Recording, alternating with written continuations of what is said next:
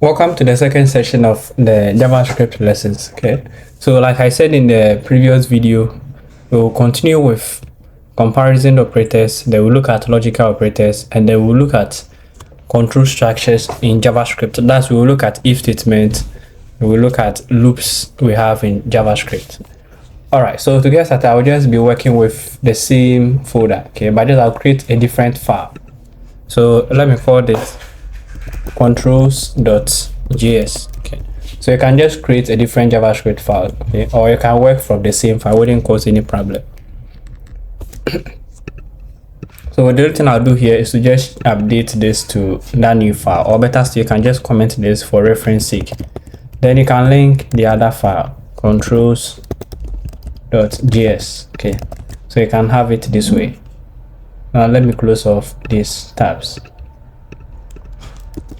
Okay, so with the controls, you just first start with the comparison operator. I just named it controls, but you can choose any name at all you prefer using. Okay, so first let me have a comment here. So comparison operators.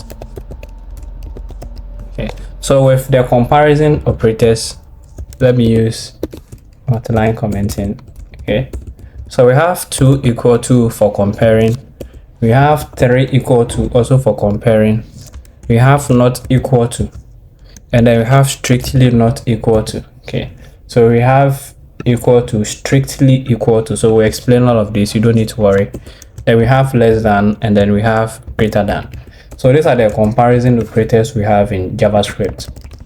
So we are going to use all of these in an example. Okay, so here let me create a variable called is equal. Okay, and then here let me use parentheses to wrap this. Okay, so I can say if 5 is equal to 5. Okay, so here I'm just comparing 5, which is a number, to a string which we have 5 inside. So we are just checking if they are equal. So let's see what the compiler will say. So let me just console this. So console log is equal. So now let's check what we have in our console. Okay, so here we have true. It's saying that it is equal. So this is actually true. Okay, so this is how JavaScript works. It works in a very fine way. Okay, so when you use the 2 equal to sign, it's not going to look at the data types. Okay, what it will look out for is the actual values. This is 5 and then this is 5. They are the same. That's what it will look for. It will not check whether they are string or they are numbers. The only thing we'll look at is the values. So now if we check our console, we still have the true. So like I said earlier, with strings you can use single quote or you can use double quotes. Any of them will just be fine. Okay, so now let's check the second approach. So let me say let is strictly equal. Okay, so this, let me use same example, but here I'll use 3 equal to and then 5. Okay, so the same output, and let me console log the second one also. So console.log is strictly equal. Okay, so here we have 2 and then here we have 3. So now let's check.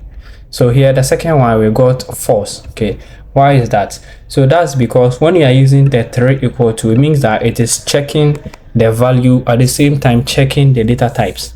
So if they don't belong to the same data type, it will not work because they are not strictly equal. Okay, but when you use the 2 equal to sign, that one, it wouldn't check the data types, it will just look out for the values. Okay, so now let's just take the quote out and then go back to the browser, so you can see we now have true. So that's the difference between using the 2 and then using the 3. Okay, so next let's look at the not equal to. So let me create a different variable here. So let me say let not equal. Let me create a variable not equal. Okay, let me do it is not equal. Okay, so here we can say if 5 is not equal to 5. Okay, so now let's see. let me console log it. Sorry, so console.log is not equal. So if 5 is not equal to 5, okay, so here we have false. Okay, so here we are saying that if 5 is not equal to 5, we are saying 5 is not equal to 5, but they are equal, so it will be false. So let me just say 6. Okay, so we get true. So the same thing here, it is not checking the data types, it's just checking the values. Okay, so if here 5 is not equal to 6, it is true. It is true. Okay, but here if we see 5 and 5 are equal. Okay, but here we are saying not equal, so we use exclamation and then equal to, so we just get the false. Okay, so let me go to the next example. So the next example, we have 2 equal to. Okay, that one is strictly not equal to. Okay, and then this one is just for not equal to. So let me just use the same thing. It's not strictly equal.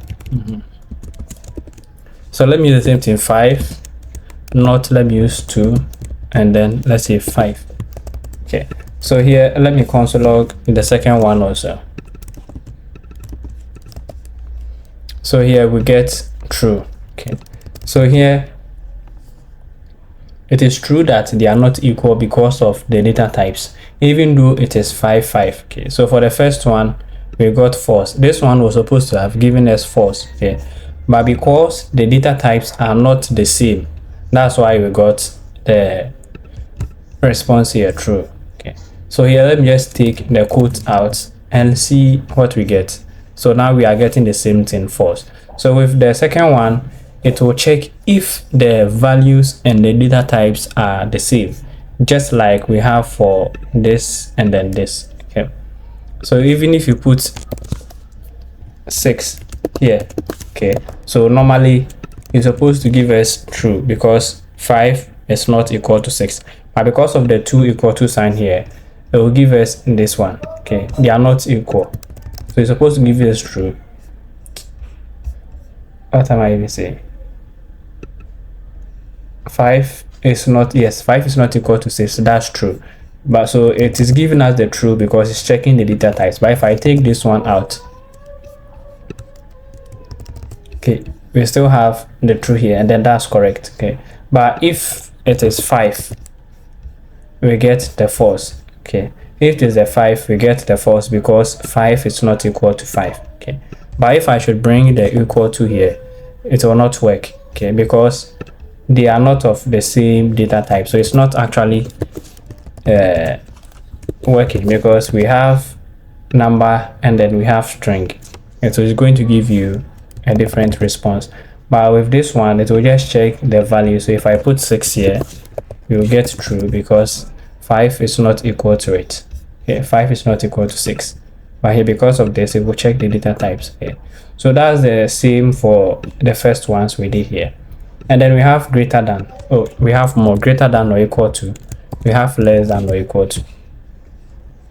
So for this, I will just leave you to try them out on your own. So we have less than, greater than or equal to, and then less than or equal to. Okay, so we'll move on to the next example. Okay, so that we're going to look at logical operators. So I'll just comment this out and then comment this out.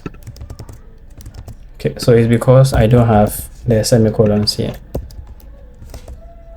Okay, so let me have a comment here.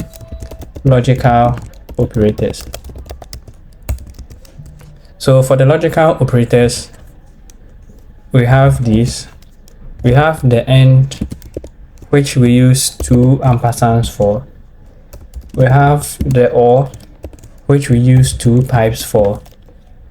And then we have the not, which we use exclamation for. Okay, so these are the logical operators we have. So we are going to look at the example with all of them. Okay,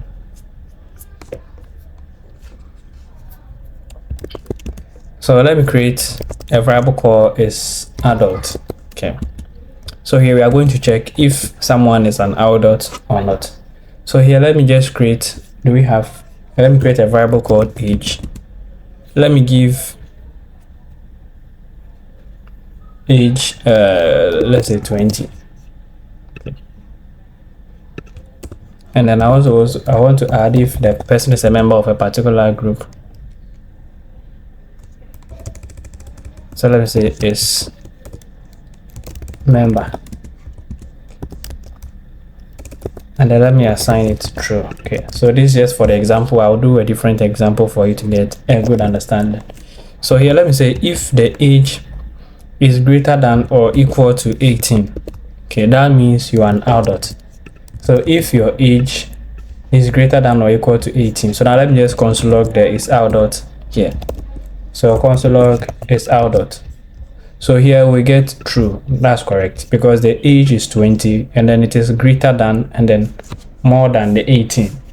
So that's going to work. Okay, but if you want to join two conditions together, that we use the AND gate, the or you can use the not, depends on how you want the condition. Okay, so here I want to join this and then another condition. So I want to make sure that the age of the person is more than 18. That means the person is an adult, and then I want the person to also be a member of a particular group. Okay, so I will say if your age is equal to 18 or greater than 18 and you are a member, so let me say it's member.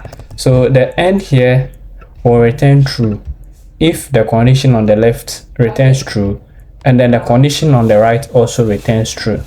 So now we have here true. Okay, that's correct because the age is more than 18 and then the member 2 is true. Okay, so here let me change the age to, let's say, 15. So here we get false.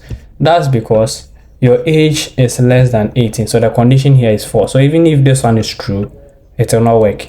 So the end means that both conditions on both sides must be equal or must return true before we get true as an output. Okay, so this is how we can use the AND operator. Make sure that this is true and then this is true before the condition or the statement will run. Okay, so now let me use the OR. Okay, so the OR, we use two pipes. Okay, so let me change the age back to say 13. So we still get true. That's because we are saying or. So here we are saying that your age can be more than or equal to 18, or you can be a member. So if your age doesn't qualify you to be an adult, you being a member will qualify you to be an adult. Okay, so now let me change this member to false. Okay, so we will get false because none of them is true. So let me change the age to 20 here. So we still get true because your age can qualify you to be an adult, but if you're not a member, it wouldn't cause any problem. Okay, so that's how we can use the AND and then the OR. So the last one too, I'll leave you to try that because we'll use it in a different example later in the course.